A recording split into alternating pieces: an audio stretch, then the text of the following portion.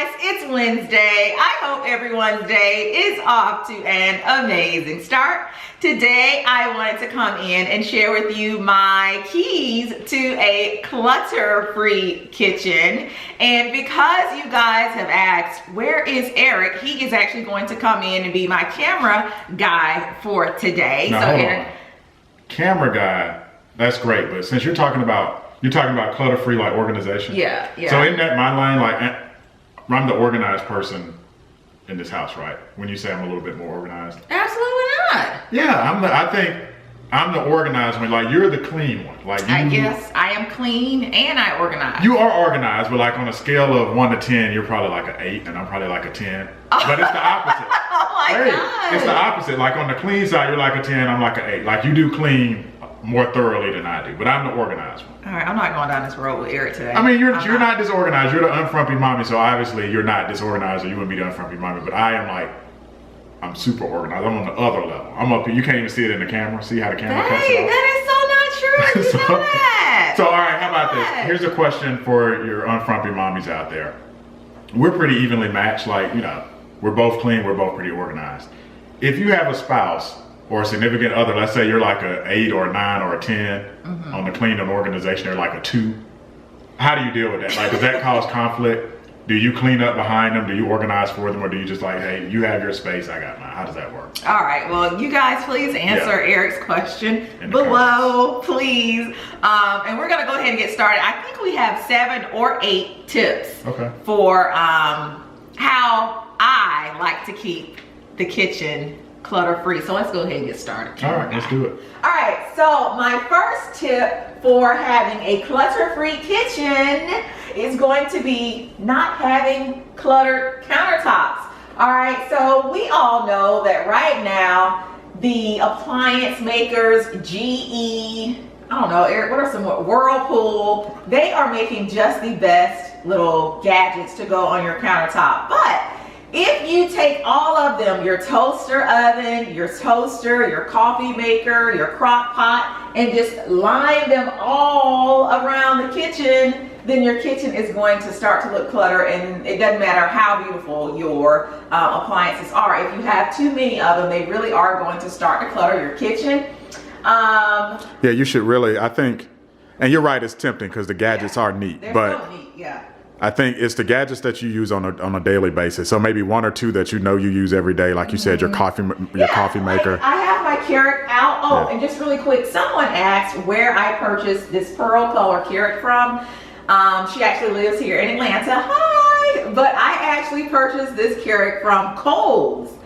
And how many Kohl's did we go to before we found that one? Oh my gosh, I went to so many Kohl's looking for this coffee maker. It was ridiculous. They would have the color, but they would have just a smaller one, and I wanted the large one. But anyway, I hope you find it. I got it from Kohl's.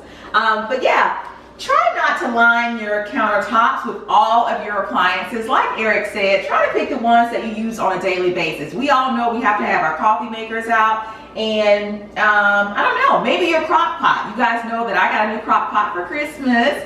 Maybe have your crock pot out if you're a family that uses their crock pot a lot. Maybe do that. But do you need the toaster oven, the toaster, the blender, the rice cooker, the deep fryer, the rice cooker? We don't need all of those out. It's also hard to clean around that stuff. Yeah. So yeah, are you really moving those out the way every time it's time to clean and cleaning from back there? I don't know. I know that before we purchased our house, we love to go look at model homes, and I think a lot of us just really like little model homes for like decorating tips and stuff. But when we get in there, it is just, they're so beautiful and airy, and I think one of the reasons is because they don't have all that clutter. They don't have all the family clutter that we as real people bring into our houses. So I think if we, try to keep our home a little model home-esque, it would really help to,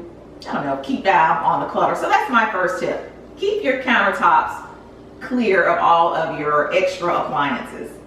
All right, so that was tip number 1. Tip number 2 for having a clutter-free kitchen. Get rid of the things in your kitchen that you're not using. I mentioned just a minute ago that Eric got me a new crock pot for Christmas, and I got rid of my old one. I donated it. I know we were watching a show the other day, babe. I think it was a show on HGTV. Yeah, and they had like 7 crock pots. Like 7 crock pots. Like, why do you have 7 crock pots? And they didn't even have any kids.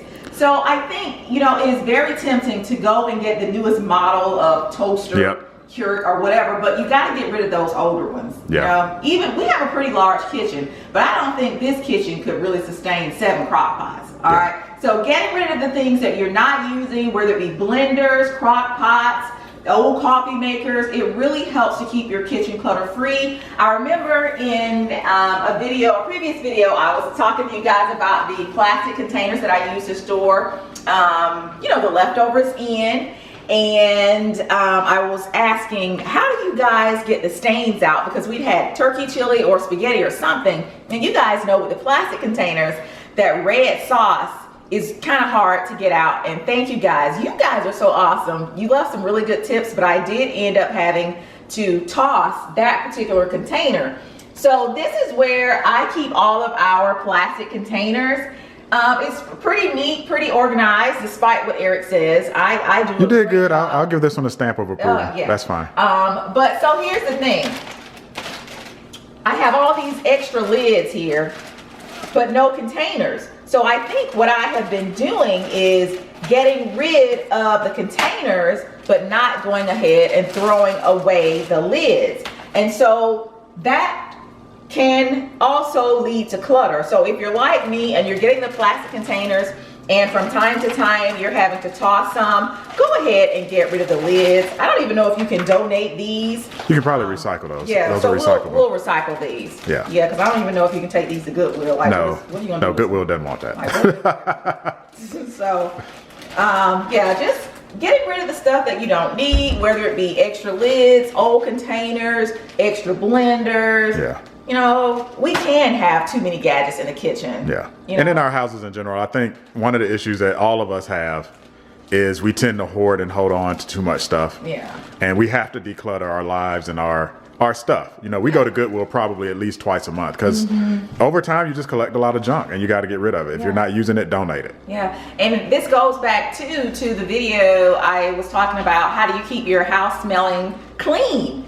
A lot of junk. Yeah. You know, adds odors, and we've all been in those old musty houses. yeah, that's what I was telling you. Yeah, you don't want that. So yeah, get rid of the containers, guys, and all the extra stuff that you're not using. All right, so my next tip for an uncluttered or a clutter-free kitchen is going to be making sure everything has its place. When you and your family know where everything is supposed to go, I just think it just really lends to just a really neat kitchen. So I was just showing you guys where we keep our water bottles and the things for our blender. These items only go in this area of the kitchen. So we don't put like forks and knives and spoons down there? No, none of that is in there. I was showing you also that this is where we keep our food storage containers. This is the only place they rest. You know, if Chase needs to come in here and get a container because he has some grapes or something he wants to put away, he knows that this is where those storage containers are. When it comes to things like our spoons and our forks, we actually have 2 drawers here in the kitchen where we store, you know, little spoons and forks and things like that we cook with. But in this particular drawer, Eric and Chase know that, let's just say, you know, one day they're going to help me out and clean the kitchen for me. And Eric has been doing an amazing job. He's helped me out a couple of times this week with the kitchen. He and Chase know that when it's time to put the dishes away, when they're clearing the dishwasher, that spoons and forks and the smaller knives and things go in this drawer. And then over here, you know, the larger knives and the spatulas and the cooking spoons and things like that, they go over here, but we don't ever mix them. And so again, not only does it help to keep your kitchen, you know, really clutter free, but your family members kind of start to learn the, you know, the ways and the routine of the kitchen. So speaking of family members, this goes back to the question I asked at the top of the video. So if you have unorganized family members, do you force them to do this or do they do it naturally? Like, how does that work? And is this teaching your children, you know, the discipline? Well, I think if you have your kitchen set up this way and you're just doing it consistently, you're not necessarily having to force them. It's just what it is. They see the routine. This is where the spoons and the forks go, and this is where, you know, I can go because mom put the bigger knives over here, and it just becomes, you know, really natural. routine. Yeah, which I think if you have a lot of kids, you got to have that uniformity. Or you're gonna have dishes everywhere. And it also helps too to cut down on the time it takes to prepare meals. If you know that if I need to chop something, this is where I find my larger knives, or if I want a spoon for cereal, everything is over here. Just having stuff everywhere all throughout your kitchen, I just think it just takes too much time. So just having everything in one place. This is the cabinet we keep all of our glasses. We know that we're not going to find a glass over here in this cabinet because this is where we store them at. Keeping everything in its own little place just really helps to keep the kitchen, I think, really clutter-free. All right, so tip number 4. So speaking of everything having its place, tip number 4 is going to be keep that area in the house that we tend to kind of drop everything off in really clean and uncluttered. So the drop zone, keeping your drop zones free of all unnecessary junk. Can I stop you for a second? What is a drop zone? Are we landing a helicopter? Is this an army operation? What are we talking about here? All right, so the drop zone is where, you know, babe, like when you come in from checking the mail, or when we come in from driving somewhere, the area where we drop our keys. Most of the times, I will say we do put ours over in the mudroom, the keys and things like that. But a lot of people, you know, unfortunately, where the kids and stuff drop the book bags and all that. But what if you don't have a mudroom? I got you. So typically, it's going to be right here on maybe this edge, kitchen counter or something, right? Or in the drawers. Okay. So keeping that area pretty clean and clutter-free is really going to help keep the clutter down in your kitchen. You know, in the mail, we get all these coupons and flyers, or when you go to the grocery store, you know, you get all these coupons and things. Where do you put them at? A lot of times we go and we drop them off into either a junk drawer or, like I said, that drop zone. You want to make sure you're checking your coupons and checking the dates and making sure that they're not expired. And so I do that. I stay on top of our mail and go through that stuff. And a lot of our mail doesn't even make it inside the house. Like I think you get all these coupons in the mail and you're never going to use them, but you bring them and drop them in the drawer anyway and they never get used. So what is this called right here? Is this like I think that's a folio. A folio? Yeah. So we keep our larger coupons here in the folio. Eric, you can show them here that we put our smaller coupons. These have already been detached from the larger sheets that they come with. We put them here, and I think you periodically go through and check and make sure they're not expired. Yeah, and I know everybody, you know, the thing with the junk drawer, everybody has them. They become junky. Yeah. And if you go through it, it's a bunch of garbage that you don't need. So keep it organized. Another thing too, you'll see in this one, and I think I did this drawer. We keep flashlights like all over the house, you know, for power outages. So we've got a bunch of flashlights strategically placed, matches, you know, stuff we use in the kitchen generally. Notepad. Yeah, a little office kind of kitchen stuff. Yeah. But it's not overdone. No. You know, it's just the things that we typically use on a daily basis. Now, if you guys see here, we have these little kitchen drawer organizers. We actually, I think, where did we get these from, babe? Home Goods or Bed Bath & Beyond? Knowing you, I'm sure it was Home Goods. That's my store. All right, so you know I just showed you guys the drawer organizers from Home Goods, but you don't necessarily have to go to Home Goods to get the drawer organizers, because even though Home Goods does have great prices, nothing beats $1, okay? And so these drawer organizers... Wait a minute. Do you have enough coffee? How many people in this house are drinking coffee? Because I don't drink coffee, so whose coffee is this? Eric, wait a minute. I gotta finish telling them about my drawer organizers. These aren't really drawer organizers. I forget the intended use for these. These are actually from, like I said, the Dollar Tree. I think I found them in the kitchen section. Anyway, I said all that to say that you don't necessarily have to spend a whole lot of money organizing your kitchen and trying to keep it clutter-free. The Dollar Tree is a really good resource. But Eric, to your point, someone made a great comment a few videos ago. They were like, Tan, you talk about Eric all the time getting all those sodas. Oh, really? So you're talking about me on your videos? I don't buy that many sodas. Oh, you get so many sodas. Nobody buys one 12-pack. They're always like, you get 4 12-packs for like $12. Nobody goes and buys one. You got to get the sale. Is it a sale if you really did not need the sodas? Then why do you have so much coffee? We're You can't never drink without sodas. This is a year's supply of coffee. No, what are we doing it's here? not. This is, and here's the thing. Some mornings you want the cafe premium roast. Some days you want a Coke. Some days you want a Sprite. Some days you want Folgers. I understand. Some days you want a Coke Zero. I got you. Same thing. All right, so my next tip for keeping your kitchen clutter-free is going to be uniformity. And what I mean by that is pick a color for your kitchen, whether it be, you know, the decor in your kitchen, the color of your plates and things. When you choose one color, it really helps to have a cohesive look to your kitchen. For example, all right, so right here is where I like to keep all of our plates, our bowls, and our saucers. And so as you can see, I've chosen to go with just one color. And I think when you choose one color, it kind of tricks the eye. It doesn't look cluttered because all you see is just one color. And you know, when you have family members, you know, younger kids, you have guests over and you're having dinner or whatever, accidents happen and pieces do get broken. And so if you've chosen one color, as I've chosen here, I've just chosen white, not saying that you have to choose white. Well, see, you know what though? I would say just do white, because here's the thing. If you pick, I don't know, blue or red or something, you got to try to match that color. Your stuff is white. And then there's not any patterns or anything on it. It's just straight white. Right. Yeah. And so you guys may think that this is all just one set. It's absolutely not. It's like maybe 3 or 4 different sets. And like Eric said, when you have to go and add pieces, it doesn't really kind of stick out, or it's not very noticeable that the pieces don't match because they're all the same color. And again, when you open up the cabinet, you just see one. It looks real clean and neat because you're only seeing one color. So again, whether you choose white or blue or red plates or bowls or whatever, I would just choose one color, kind of stick with that color, and then it really helps to have that uncluttered look in your kitchen. All right, so tip number 6 for keeping your kitchen clutter-free. I think it's going to be a simple one, a no-brainer, but I think we all are guilty of doing this, and it's going to be having a kind of cluttered spice area. So keeping your spice area organized, I think, also helps to keep your kitchen clutter-free.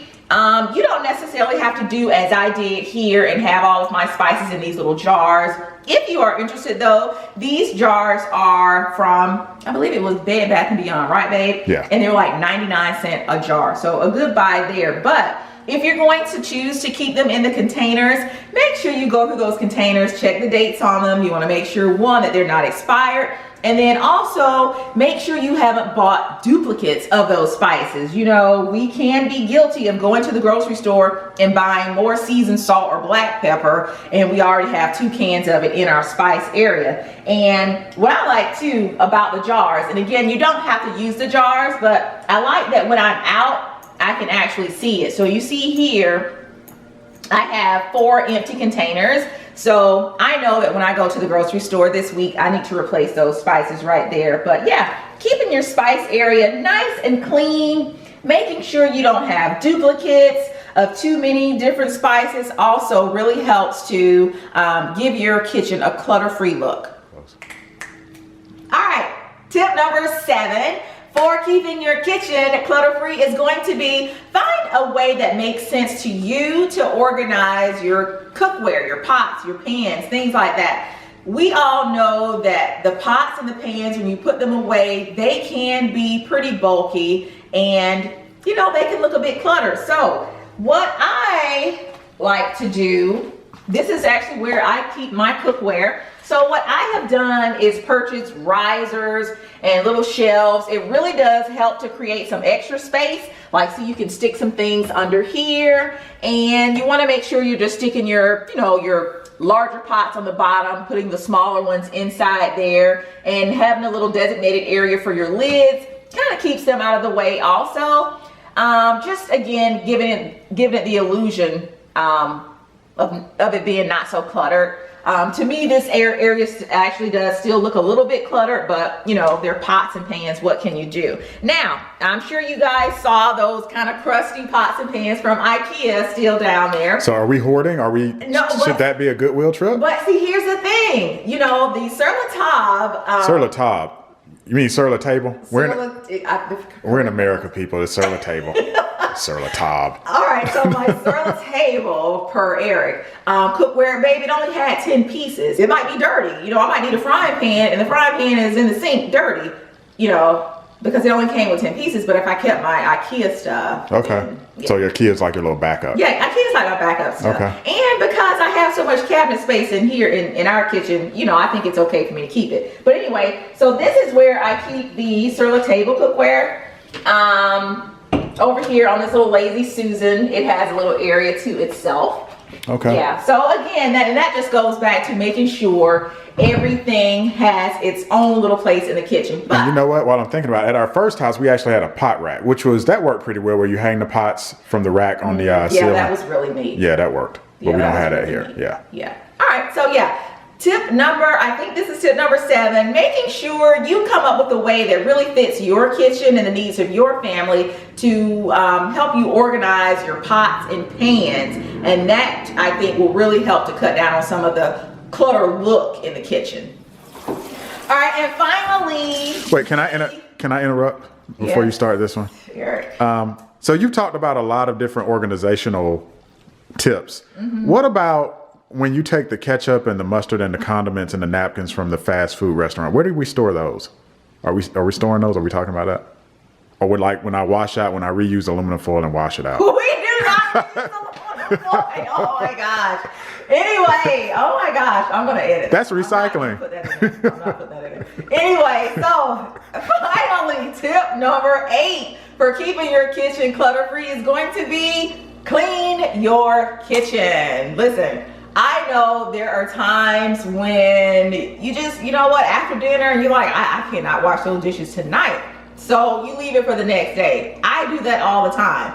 Perfectly fine. But I just think you don't want to let too many days pass before you get in there and, you know, take care of the stuff that has built up in the sink, or, you know, before you've put away the mail, or, you know, if you've got some new packages or whatever. Don't leave it out in your kitchen for too long before you go ahead and get rid of that clutter, because what's going to happen is it's just going to start to compound and just grow out of control. So last tip, clean your kitchen on a regular basis. Really helps to keep your kitchen clutter-free. Well, that's it. I hope you've enjoyed this video. Before we close it out, because look, we got to give a shout out to the Falcons. They're taking it all the way this weekend. You already know Clemson. I had to talk trash about Clemson. We got the national championship. Now it's the Falcons. This weekend, watch and see. We making history. Go ahead. I'm done. You finished or you done? I'm done. Well, that's it. I hope you guys have enjoyed this video. Our little 7-8 tips for keeping your kitchen clutter-free. And so until next time, ladies, don't be a frumpy mommy. Bye, ladies.